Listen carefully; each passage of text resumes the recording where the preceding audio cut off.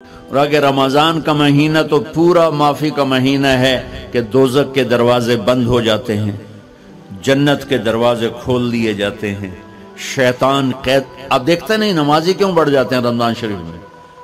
کہ وہ نامراد قید ہو جاتے ہیں.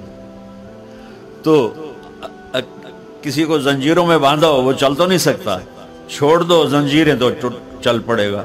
تو اللہ تعالی ہم سب کی حفاظت فرمائے. کوئی دعویٰ نہ کرے، لیکن جو تھوڑا سا غفلت میں ہوتا ہے تو ایمان کمزور ہوتا ہے، انہوں تو شیطان بن کے جامع نہیں دیتے. جمعے جاواں گے، جمعے کئی جمعہ بھی نہیں پڑھتے، عید تے جاواں گے، کوئی عید بھی نہیں پڑھتا. یہیں یہ ایک نگینہ سینما کے مالک نے بیان کروایا تھا اور اس نے بعد میں اس سینما کو گرا دیا. آج کل وہ کینیڈا میں ہوتا ہے. تو وہ سینمے کا جو تھا نا مینیجر، وہ میرے پاس آیا، کہا مولانا آج میں پہلی نماز پڑھی ہے. وہاں ہم نے مغرب کی نماز پڑھی. اس کے بعد بیان ہوا، بیان کے بعد وہ اتنا ہنگامہ ہوا کہ رش بہت تھا تو وہاں نماز پڑھی نہیں جا سکے. ہم نے کہنے لگا میں چل رہا تھا میرے ساتھ ساتھ، مولانا آج میں پہلی نماز پڑھی. میں نے کہا کیا مطلب؟ کہا جی یہی کہ آج زندگی دی پہلی نماز پڑھی. ہوگا راؤنڈ اباؤٹ 40-45 سال کا. میں کہا پہلی نماز؟ ہاں جی پہلی نماز. جمعہ پڑھے؟ نہیں کدی نہیں. عید؟ نہیں کدی نہیں. آج پہلی نماز تواڈے پیچھے پڑھی. شیطان جب قید ہوتا ہے تو زنجیریں کھل جاتی ہیں تو نمازی بڑھنا شروع ہو جاتے ہیں. اس کے بعد جو گھٹتے ہیں نا تو شیطان کی وجہ سے نہیں، اپنی عادت اور سستی کی وجہ سے. پہلے 2-3 دن بڑا جوش ہوتا ہے، پھر اس کے بعد گھٹتے ادھے کو پھر نکل جاندے ہیں، ادھے رہ جاندے ہیں. تو تراویح میں بھی پہلے پوری مسجد بھرے گی، پھر ایک صف جائے گی، پھر دوسری جائے گی، پھر تیسری جائے گی. تو بھائیو یہ رمضان آ رہا ہے، دیکھو میں ہاتھ جوڑتا ہوں، نماز 5 وقت سارا سال فرض ہے، لیکن روزے کی برکت سے کیا ہوتا ہے؟ شیطان قید ہو جاتا ہے تو وہ سارے بھاگے آ رہے ہوتے ہیں. اللہ سے مانگ لو اس رمضان میں کہ یا اللہ ایسی توفیق دے کہ موت تک نماز نہ چھوٹی. رمضان میں بہت سے لوگ رشوت لینا چھوڑ دیتے ہیں کہ نہیں جی ہن رمضان شریف آ گیا. رمضان شریف بھی تو آیا ہے، لیکن اصل میں شیطان قید ہوا ہے تو اب کہہ رہے نہیں ہن رشوت نہیں لینی، مہینے بعد لواں گے. ڈنڈی مارنے والا کہتا ہے نہیں صحیح تولنا ہے، پھر رمضان تو بعد کٹھی کسر کر لواں گے. وہ کیا وجہ ہے پیچھے؟ ایک تو رمضان کی برکات ہیں، اور ایک شیطان کا قید ہونا ہے، اور ایک جنت کے دروازوں کا کھل جانا، دوزخ کے دروازوں کا بند ہونا، اللہ کے عرش کا پہلے آسمان پہ مستقل ڈیرا ڈال دینا، اور پھر اعلان کرنا ہے کوئی بخشش آنے والا ہے، کوئی معافی مانگنے والا ہے، کوئی توبہ کرنے والا ہے، کوئی جنت مانگنے والا ہے، کوئی دنیا مانگنے والا، آؤ مانگو. اور ایک فرشتہ اعلان کرتا ہے اے بھلائی کے چاہنے والے شاباش آگے بڑھ، اور دوسرا فرشتہ اعلان کرتا ہے اے برائی کے کرنے والے بس کر اور واپس آ جا، بس کر اور واپس آ جا. رمضان کا مطلب ہے جل جانا. رمضان کے لفظ کا مطلب ہے جل جانا. جلنے کا مطلب کیوں ہے اس میں؟ کہ رمضان میں اللہ سارے گناہوں سے اپنے بندوں کو پاک کر دیتا ہے اور ان کے گناہوں کو جلا دیتا ہے، جس سے وہ پاک ہو کر سونا آگ میں جل کے خالص ہو کے باہر آتا ہے. روزہ رکھنے والا بھوک کی آگ میں جل کے خالص ہو کے باہر آ جاتا ہے، اللہ اس کے سارے گناہ معاف فرماتا ہے.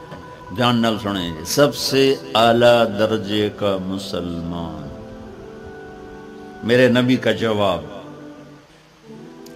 جو سارا دن مصلی پہ بیٹھا رہے، جو ہر سال حج عمرہ کرے، جو مسجد سے نہ نکلے، جو رات کو قرآن پڑھے، دن میں روزے رکھے.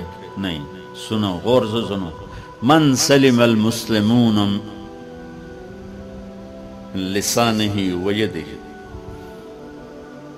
سب سے اعلیٰ درجے کا مسلمان فیصلہ بات کا وہ ہے جو اپنے مسلمانوں کو تکلیف نہ پہنچے، جو ہاتھ اور زبان سے کسی کو تکلیف نہ پہنچائے، وہ سب سے اعلیٰ درجے کا مسلمان ہے. کیا بات. میرے نبی سے ایک صحابی نے پوچھا یا رسول اللہ، ہمارے محلے میں ایک خاتون رہتی ہے، رات کو تہجد پڑھتی ہے، دن میں روزے رکھتی ہے، پر اس کی زبان بہت سخت ہے، بہت بےزتی کرتی۔ آپ نے کہا جہنم میں جائے گی۔ کہا جی ایک خاتون ہے جو نہ نفلی روزہ، لیکن اس کی زبان کا بول بڑا میٹھا ہے، کہا وہ جنت میں جائے گی۔ تو سب سے اعلیٰ درجے کا مسلمان کون ہے جو کسی کو تکلیف نہ پہنچائے؟ پھر اس نے پوچھا ای الایمان افضل، سب سے اعلیٰ درجے کا مومن کون ہے؟ تو آپ نے فرمایا حسن الاخلاق، جس کے اخلاق اچھے ہوں وہ سب سے اعلیٰ درجے کا ایمان والا ہے، کیونکہ تکلیف نہ پہنچانا اخلاق کی ایک صفت ہے، اور اخلاق کی بے شمار اقسام۔ میرے نبی نے فرمایا اچھے اخلاق 360 صفات کا نام ہے، ایک صفت بھی کسی مسلمان مرد عورت کے اندر ہوگی تو جنت میں چلا جائے گا۔ سامنے ابو بکر بیٹھے تھے، کہنے لگے یا رسول اللہ کو میرے اندر بھی ہے؟ تو آپ نے فرمایا تیرے اندر ساری ہے، ساری تیرے اندر ساری۔ تو ابتدا بھی بتا دی، انتہا بھی بتا دی، اور عبادت بھی مسلمان کو اخلاق تک پہنچاتی ہے۔ اب سنو قرآن سے، اللہ تعالیٰ انسان کسے کہتا ہے؟ ایمان والوں کو۔ ان الذین کفروا من اہل الکتاب والمشرکین فی نار جہنم خالدین فیہا اولئک ہم شر البریہ۔ سب سے بدترین مخلوق وہ ہے جو اللہ کو نہ مانے، جو اللہ کے دین کو نہ مانے۔ آپ نے کہا وہ سب سے بدترین مخلوق۔ تو لا الہ الا اللہ محمد رسول اللہ ہمیں انسانیت میں داخل کرتا ہے۔ انسان ہے ہی وہ جو لا الہ الا اللہ محمد رسول اللہ کا کلمہ پڑھتا ہو میرے رب کے نزدیک۔ نماز کیا ہے؟ نماز کیا ہے؟ بول بھائی ہاں۔ میرا اللہ کہتا ہے ان الصلاۃ تنہا، اب بھائی نہیں چل رہا،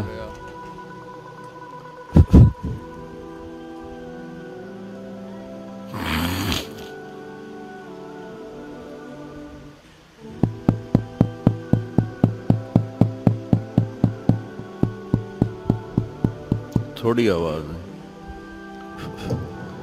نماز کیا ہے؟ ان الصلاۃ تنہا عن الفحشاء والمنکر، تم نماز پڑھو، یہ تمہیں بد اخلاقی سے بچائے گی اور یہ تمہیں گناہوں سے بچائے گی۔ تو نماز بھی انسان کو اخلاق تک لے جا رہی ہے، فحاشی سے بچائے گی، گناہوں سے بچائے گی، اخلاق کی طرف سفر۔ روزہ آ رہا ہے، روزہ کس لیے ہے؟ کتب علیکم الصیام کما کتب علی الذین من قبلکم لعلکم تتقون، تم پر روزہ فرض کیا ہے جیسے پہلوں پہ کیا تھا تاکہ تم تقوی والے بن جاؤ۔ تقوی والے کون ہیں؟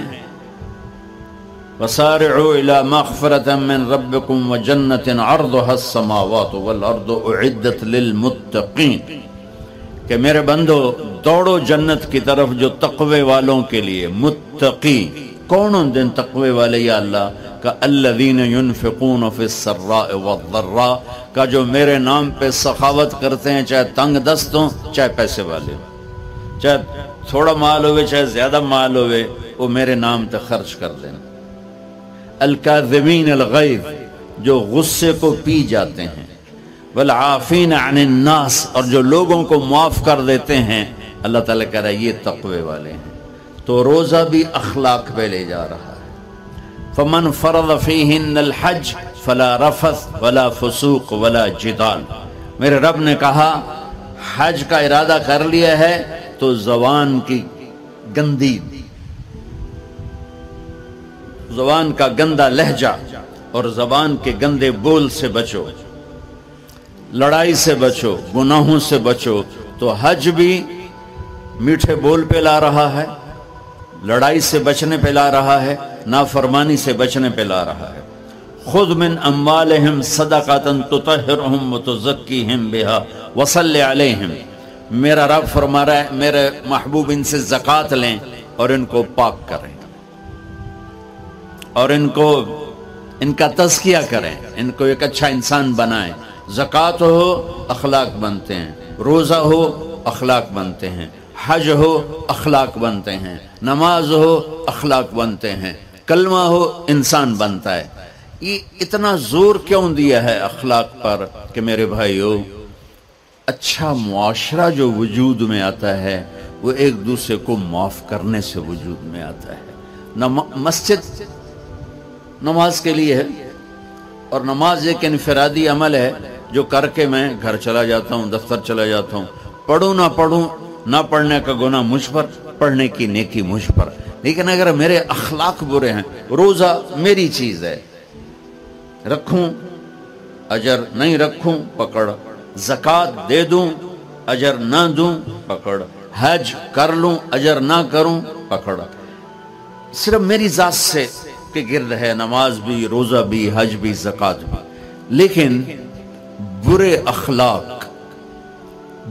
اخلاق جتنا معاشرے میں میرا اثر ہے وہ سب تباہی پھیلا دیں گے، اور اچھے اخلاق جتنا معاشرے میں میرا اثر ہے وہاں خوبصورتی کو پھیلا دیں گے۔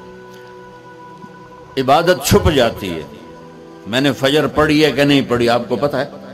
بولو، آپ نے پڑھی ہے یا نہیں پڑھی؟ مجھے کوئی پتہ ہے نہیں ہے۔ لیکن یہاں بیٹھ کے اللہ نہ کرے میں فرقہ واریت کی بات کروں، اور سب کو پتہ چلے گا کہ نہیں چلے گا کہ مولوی اگلا رہا ہے، اور یہاں بیٹھ کے میں محبت کی بات کروں تو آپ کو پتہ چلے گا کہ نہیں چلے گا کہ یہ محمد مصطفیٰ صلی اللہ علیہ وسلم والے اخلاق بتا رہا ہے۔ تو اخلاق چھپتے نہیں، برے ہوں یا اچھے ہوں، ظاہر ہوتے ہیں۔ اور سب سے زیادہ اس آدمی کا خاندان، جس آدمی کو بدتمیزی کی عادت ہے، وہ بیوی کے دل کو برباد کر دے گا، ماں باپ کے دل کو برباد کر دے گا، اولاد کو برباد کر دے گا، دوستوں کو، نوکروں کو برباد کر دے گا۔ اس کے نوکر سامنے کہیں گے میاں صاحب، شیخ صاحب، سیڑ صاحب، خان صاحب، اتھے جا کے گالی کڈھن گے۔ اور جس کے اخلاق اچھے ہوتے ہیں وہ اپنے گھر کو خوبصورت بنا دیتا ہے، رشتوں کو خوبصورت بنا دیتا ہے، ملازموں کو خوبصورت بنا دیتا ہے، اپنے کاروبار کو، اپنی زندگی کو، ہر پہلو اس کا خوبصورت ہو جاتا ہے۔ اچھے اخلاق لباس کی طرح ہیں جو میرا ہر عیب چھپا لیتے ہیں، اور برے اخلاق ننگے آدمی کی طرح ہے جس کا ہر عیب سامنے آ جاتا ہے۔ اور اللہ کی رحمت اتنی طاقتور ہے کہ میرا رب فرماتا ہے، یہ تو میں نے 5 غلطیاں بتائی ہیں، لیکن میرا رب فرماتا ہے میرا بندہ، میں تجھے عمر بھی دیتا ہوں، طاقت بھی دیتا ہوں، تو اتنے گناہ کر کے زمین فیصل آباد کی سے اٹھا کر آسمان کی چھت کو لگا دے، سوری دنیا گناہ گار ہو جائے نا تو آسمان کیا چاند تک بھی گناہ نہیں جا سکتا۔ اور میرا اللہ کہہ رہا ہے ایک مرد عورت اتنے گناہ کرے کہ آسمان کی چھت کو لگا دے، پھر صرف ایک دفعہ مجھے کہے یا اللہ معاف کر، تو میں سارے ہی معاف کر دوں۔ تو بھائیو، یہ رات بھی معافی مانگنے کی ہے۔ تو میرے عزیز، اور رمضان شریف آ رہا ہے، اپنے دل کو کینہ سے صاف کرو، بغض سے صاف کرو، نفرت سے صاف کرو، کسی سے لڑے ہوئے ہو اللہ کے واسطے صلح کر لو۔ یہ لڑنے کی جگہ نہیں ہے، محبت کر کے جاؤ تو اللہ بڑے اونچے عالی درجات نصیب فرمائے گا۔ اور اللہ تعالیٰ موقع دے تو رمضان میں ایک 3 دن تبلیغ میں اللہ کے راستے میں ضرور لگا لینا۔ تو سارے بھائی نیت کرتے ہو؟ سنتیں پڑھو۔ اللہ نے زکوٰۃ فرض کی ہے تو زکوٰۃ نکالو۔ اب تو اتنے حالات ہیں کہ متوسط طبقہ بھی زکوٰۃ کا مستحق ہے، اپنے زکوٰۃ سے بڑھ کے نکالو، چونکہ زکوٰۃ دینے والا بخیلوں سے تو نکل جاتا ہے، لیکن سخیوں میں داخلہ اس سے اوپر کرے گا تو ہوتا ہے۔ 2,500 دے دیا نا 1 لاکھ میں سے، تو باپ پہ بخیل کا لیبل نہیں لگے گا، لیکن سخی کا بھی نہیں لگے گا۔